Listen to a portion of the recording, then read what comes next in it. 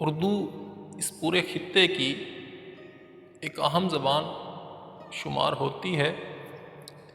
یہی وجہ ہے کہ اسے بر صغیر پاک و ہند کی نہیں بلکہ سارک ممالک کی مشترکہ زبان اور مشترکہ ورثہ بھی قرار دیا جاتا ہے۔ سارک سے مراد پاکستان، بنگلہ دیش، بھارت، مالدیپ وغیرہ۔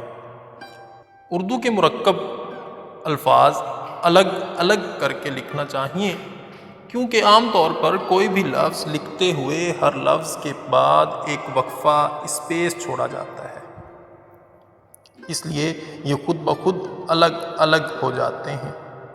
مندرجہ ذیل میں ان الفاظ کی 12 اقسام یا طرز الگ الگ کر کے بتائی جا رہی ہیں۔ جو دو الگ الگ الفاظ ہیں یا ان کی صوتیات کو سامنے رکھتے ہوئے انہیں الگ الگ کر کے لکھنا ضروری ہے۔ جیسے جب کہ عمومی طور پہ ہم غلط لکھتے ہیں، اکٹھا لکھ دیتے ہیں، جبکہ یہ الگ الگ ہیں۔ جب کہ، چونکہ، چنانچہ، کیونکہ، حالانکہ، کے لیے، اس لیے، اس کو، آپ کو، آپ کی، ان کو، ان کی، طاقتور، دانشور، نامور، کامیاب، کمیاب، فتح یاب، صحت یاب، گمنام، گمشدہ، خوشگوار، خوش شکل، صحت مند، عقل مند، دانشمند، المناک، وحشتناک، خوفناک، دہشتناک، کربناک، صحت مند، عقل مند، دانشمند، شاندار، جاندار، کاٹدار، انمول، انجانا، انمٹ، اندیکھا، انچھوا، بے وقوف، بے جان، بیکار، بے خیال، بے فکر، بے ہدہ، بے دل، بے شرم، بے نام۔ یہ ایسے الفاظ ہیں جن کو عمومی طور پر ہم اکٹھا لکھ دیتے ہیں، جبکہ یہ غلط ہے، غلط العوام ہو چکا ہے۔ ان سے پرہیز کرنا چاہیے، ان کو الگ الگ ہی لکھنا چاہیے۔ اردو لکھتے ہوئے ہمیں یکساں آواز مگر مختلف املاء کے الفاظ کا خیال رکھنا چاہیے، جیسے کہ اور کہ اور کہ، صحیح اور صحیح، صدا اور صدا، نظر اور نظر، حامی اور حامی، صورت اور صورت، مارکا، مارکا، کاری اور کاری، جانا اور جانا وغیرہ۔ اردو کا اہم ذخیرہ الفاظ فارسی کے علاوہ عربی کے الفاظ پر بھی مشتمل ہے، جس میں بہت سی تراکیب بھی عربی کی ہیں۔ ان کو لکھتے ہوئے ان کے املاء کا خیال رکھنا چاہیے، جس میں بعض اوقات الف خاموش سائلنٹ ہوتا ہے، جیسے بالکل، بالخصوص، بالفرض، بالغرض وغیرہ۔ اب ان میں الف لکھا تو جا رہا ہے لیکن اس کی آواز نہیں ہے، یہ غیر ملفوظ ہے، جبکہ کہیں چھوٹی یہ یا کسی اور لفظ پر کھڑی زبر ہوتی ہے جو الف کی آواز دیتی ہے، جیسے وزیر اعلیٰ، رحمان اور اسحاق وغیرہ۔ اس طرح بہت سی عربی تراکیب میں لام ساکت ہوتا ہے، جیسے السلام علیکم۔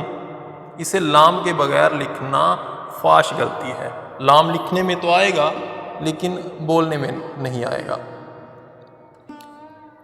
زیر والے مرکب الفاظ جیسے جانے من نہ کہ جانے من، جانے جاں نہ کہ جانے جاں، شان کراچی نہ کہ شان کراچی، فخر پنجاب، ان کو جب ترکیب بناتے ہیں تو ان کے نیچے اعراب زیر لگاتے ہیں تو یہ درست ہے، نہ کہ فخر پنجاب۔ اہل محلہ نہ کہ اہل محلہ وغیرہ کی غلطی بھی درست کرنا ضروری ہے۔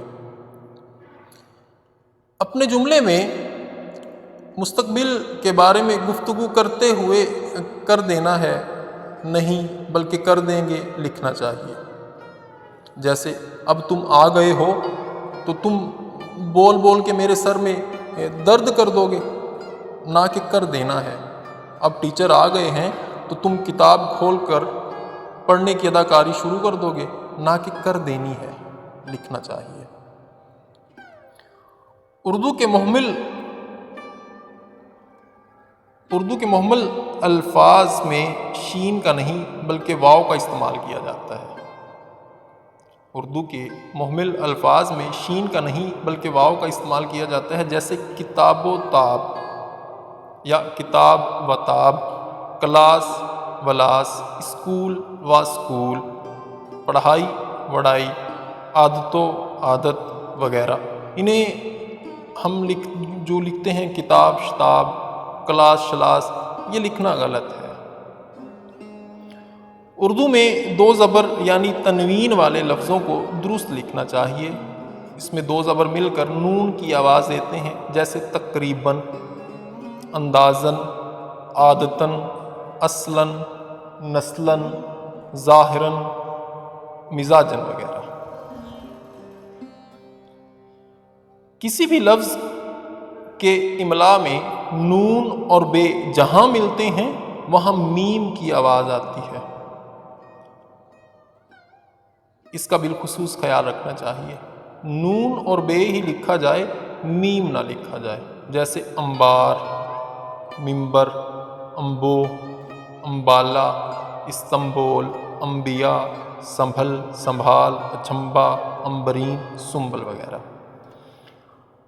اردو کے ان الفاظ کی درستی ملحوظ رکھنا چاہیے جو الف کی آواز دیتے ہیں، لیکن کسی کے آخر میں ہے اور کسی کے آخر میں الف، انہیں لکھتے ہوئے غلطی کی جائے تو اس کے معنی میں زمین و آسمان کا فرق پیدا ہو جاتا ہے، جیسے گلا اور گلا، پیسہ اور پیسہ، زن اور زن، دانا اور دانا وغیرہ وغیرہ۔ میرے پاس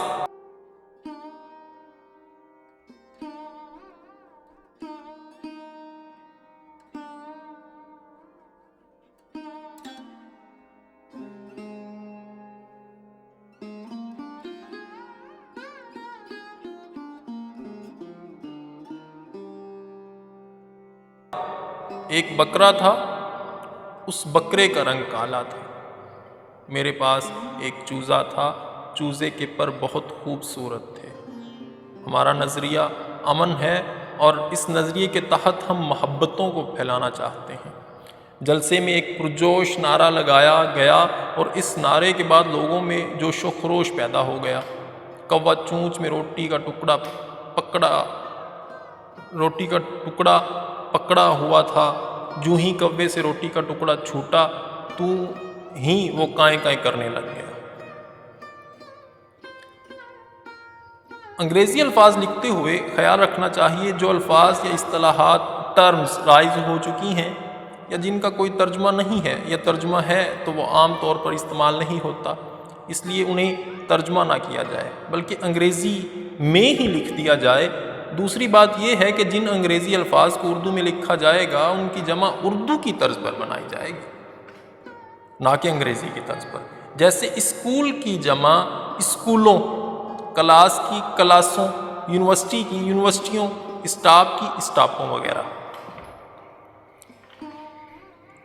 تیسری بات یہ ہے کہ انگریزی کے بہت سے ایسے الفاظ جو ایس سے شروع ہوتے ہیں لیکن ان کے شروع میں الف کی آواز ہوتی ہے، انہیں اردو میں لازمی طور پر الف کے ساتھ لکھا جائے، جیسے school, staff, station, small, style, story, star وغیرہ۔ لیکن ایسے الفاظ جو شروع تو ایس سے ہوتے ہیں لیکن ان کے شروع میں الف کی آواز نہیں ہے، انہیں الف سے نہیں لکھا جائے گا، جیسے situation, source, syndicate, semester, sign وغیرہ۔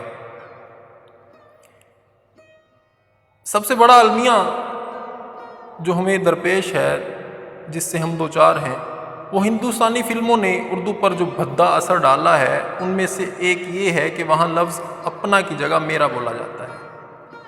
ہمیں اردو لکھتے ہوئے اسے ٹھیک کرنا چاہیے، اس لیے میں میرے نہیں بلکہ میں اپنے لکھا جائے، جیسے کہ میرے گھر میں میرے بھائی کے ساتھ بیٹھا ہوا تھا۔ یہ بالکل غلط ہوگا۔ درست جملہ یوں ہوگا، میں اپنے گھر میں اپنے بھائی کے ساتھ بیٹھا ہوا تھا۔